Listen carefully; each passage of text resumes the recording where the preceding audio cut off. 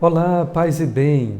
Outra oportunidade feliz que o Senhor nos concede, de todo o coração. Mais um programa, mais uma vez, e esta oportunidade abençoada de ouvir, de meditar, de refletir a palavra de Deus, para que essa palavra cada vez mais nos incentive a conversão, a mudança de vida e uma coerência, uma unidade plena dentro de nós mesmos, com Deus e na sociedade. Bem-vindo. Muito obrigado pela sua audiência, pela sua participação.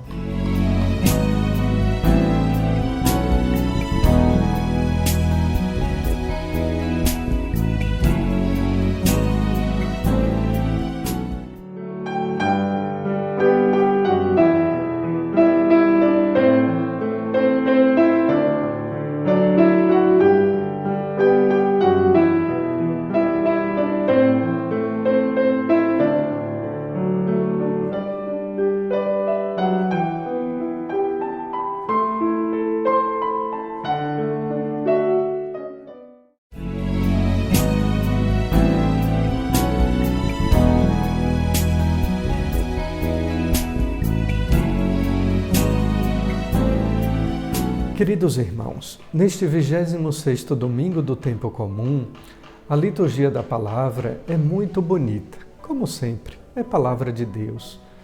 Mesmo quando são palavras duras, são palavras de vida eterna. E o que nosso Senhor nos convida neste domingo? Nos convida a uma coerência, para que o nosso sim seja sim e o nosso não seja não. Vejamos. O Evangelho, de forma muito bonita e muito incisiva, Jesus contava mais uma vez outra parábola no Evangelho de São Mateus. Uma parábola com uma grande questão. Ele contava a história de alguém que fora convidado a trabalhar na vinha. Respondeu não. Depois se arrependeu e se dispôs a trabalhar na vinha. Outro, por sua vez, respondeu sim, disse afirmativamente que iria, depois mudou de ideia e não foi. A pergunta, a grande questão que Jesus coloca aos fariseus é exatamente essa: qual dos dois fez a vontade de Deus? E eles responderam, inevitavelmente, aquele que disse que não ia, mas que depois foi. Essa coerência que o Evangelho nos pede, essa coerência que nosso Senhor exige de cada um de nós, se chama unidade interior. Existem tantas pessoas divididas que a própria divisão interior passou a ser chamada de esquizofrenia pela psicologia, quando as pessoas ficam tão divididas que não sabem mais nem o que querem e menos ainda o que são. Pois bem, essa coerência não é que a gente vá ter uma opinião definitivamente formada para tudo. Essa coerência exige de nós a conversão. Quando Jesus termina o Evangelho dizendo, em verdade, as prostitutas e os ladrões vos precederão no reino dos céus, não é que Jesus queira fazer uma apologia ao pecado, menos ainda dizer que para chegarmos ao reino dos céus devemos ser pecadores tanto quanto. Não, mas é para dizer que quando não existe arrependimento, quando não há conversão, existe a perdição. Pobre do cristão, triste do sacerdote ou do bispo, que já se consideram convertidos. A vida de conversão é contínua em nossa existência. Devemos sempre refletir sobre os nossos pecados, nos arrepender deles, para buscarmos então a conversão. E é por isso então que a primeira leitura do livro do profeta Ezequiel também tratava exatamente de uma questão. O profeta perguntava: a conduta do Senhor não é correta. Mas o que não é correto é a conduta do Senhor ou a sua conduta? Deus é Deus, Deus não precisa se modificar, não precisa se converter. Nós é que precisamos nos transformar, Nós é que necessitamos continuamente de uma conversão e por isso mesmo a necessidade de fazer a vontade de Deus. É interessante que muitas pessoas querem que Deus faça a sua vontade. Quem tem que se converter à vontade de Deus não é Deus, somos nós. Quem tem que se modificar não é o mundo. E por isso São Paulo, numa outra passagem, que não a segunda leitura de hoje, o apóstolo Paulo dizia: esforçai-vos por agradar a Deus e não de se conformar ao mundo. Tantas vezes nós queremos uma igreja que agrade ao mundo. Outras vezes queremos cristãos adaptados às circunstâncias e à realidade do mundo. Mas cristãos que não querem ter uma conduta e um comportamento de acordo com aquilo que Deus quer, pede e até exige de nós. Por isso, São Paulo, escrevendo aos Filipenses no capítulo 2, ele dizia: estai unidos no mesmo amor, vivei em harmonia procurando a unidade, não apenas a unidade da igreja, da comunidade, mas também a unidade interior. Queridos irmãos, para vivermos em harmonia, devemos procurar a coerência de vida, mas devemos procurar também o arrependimento e a conversão. Um ótimo domingo para todos. Concluída a nossa reflexão da Palavra de Deus, você fica agora com aquele papo de cruz, com a nossa grande amiga Lunara Aires.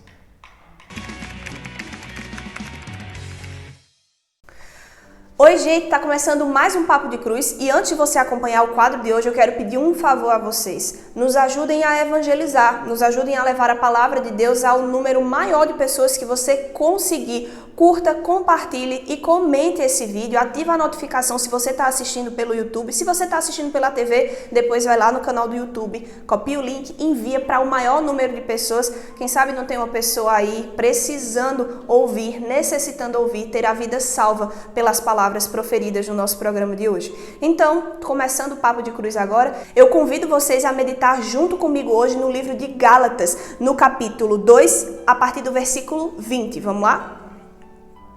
Já não sou eu que vivo, mas é Cristo que vive em mim. Minha vida presente na carne, vivo-a pela fé no Filho de Deus, que me amou e se entregou a si mesmo por mim. Não invalido a graça de Deus, porque se é pela lei que vem a justiça, então Cristo morreu em vão. Palavras do Senhor. Gente, eu quero falar com vocês uma coisa super clara e super importante que essa palavra nos ensina. A nossa geração, e quando eu falo a nossa geração, eu não falo só os jovens, eu não falo só as pessoas mais novas, eu falo a geração corrente, as pessoas, toda e qualquer pessoa que está sob a terra, eu quero me dirigir nesse momento. Não falo para a juventude, até porque a juventude é uma coisa relativa. Você tem de 0 a 100 anos, você continua sendo jovem e você continua precisando ouvir essa palavra.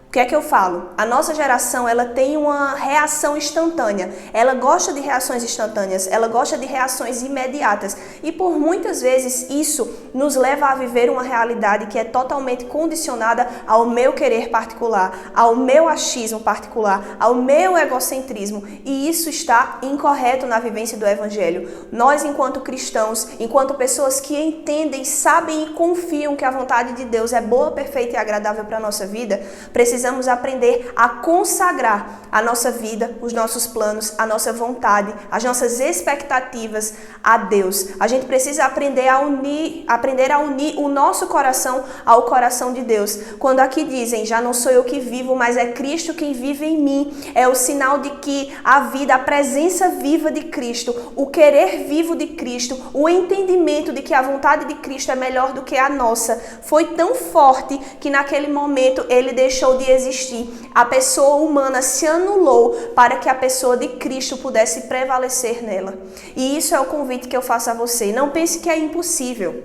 Não pense que é uma demagogia, que é uma história difícil de ser vivida, difícil de ser cumprida, difícil de ter isso como meta. Não é, porque são nas pequenas coisas que a gente consegue ir anulando as vontades particulares, que muito mais do que sonhos são ciladas na maioria das vezes. E hoje eu quero alertar você para isso. Cuidado nos sonhos, nas vontades, nas expectativas que você tem plantado no seu coração de maneira solitária.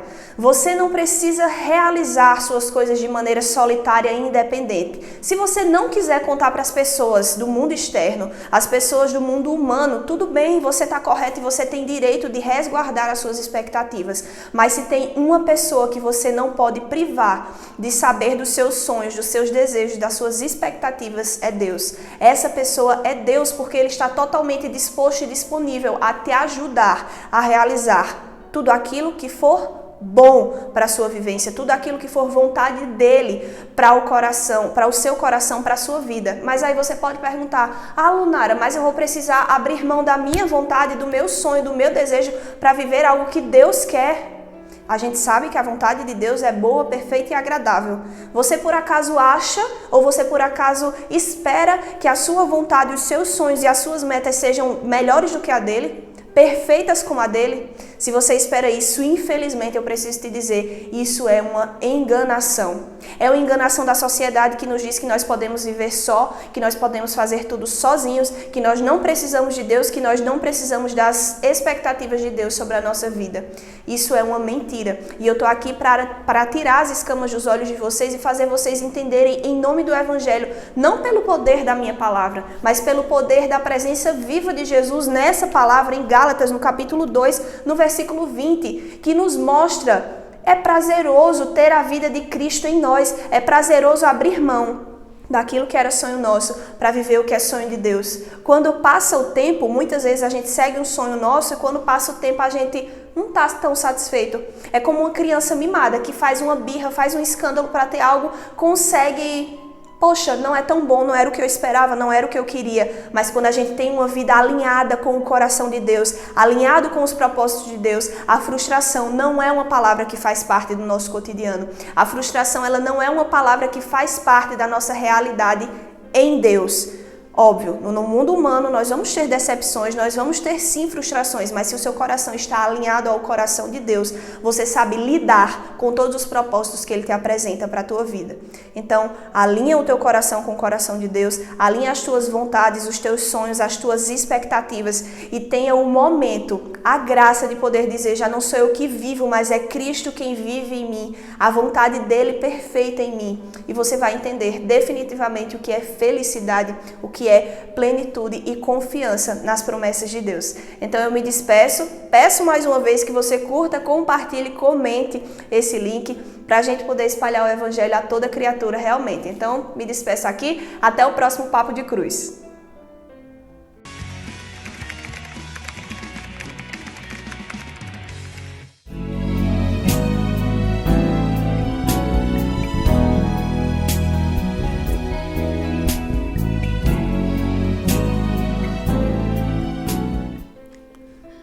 Concluímos então mais um programa de todo o coração.